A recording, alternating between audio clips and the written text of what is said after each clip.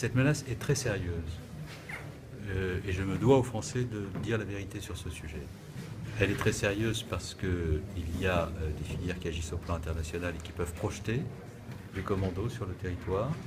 Elle est très sérieuse parce qu'il y a l'utilisation par les réseaux terroristes de communications chiffrées pour inciter des individus à commettre des actes criminels. Et vous avez vu que nous avons, à Boussy-Saint-Antoine, procédé à l'arrestation d'un commando de 3 femmes au moment où ces 3 femmes s'apprêtaient à commettre des crimes. Nous avons procédé à près de 390 arrestations depuis le début de l'année 2016 avec la mise hors d'état de nuire d'individus qui étaient engagés dans des réseaux dont certains voulaient frapper de façon spectaculaire, je pense notamment à Reda Cricket.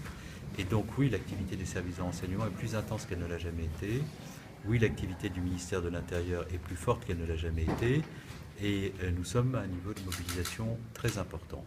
Et je tiens à le dire parce que je dois la vérité aux Français, parce que je dois aussi rendre aux services qui sont sous ma responsabilité l'hommage qu'ils méritent au moment où ils sont dans une activité extrêmement intense et qui ne fait pas toujours d'ailleurs l'objet d'une analyse juste de la part de ceux qui regardent l'action des services de renseignement. Et je pense qu'il est normal que j'insiste sur l'importance du travail qu'ils font, et parce que la capacité de résilience du pays dépend aussi de la capacité dans laquelle sont ceux qui sont en responsabilité de faire la pédagogie nécessaire concernant le niveau de la menace et les mesures que nous prenons pour y faire face.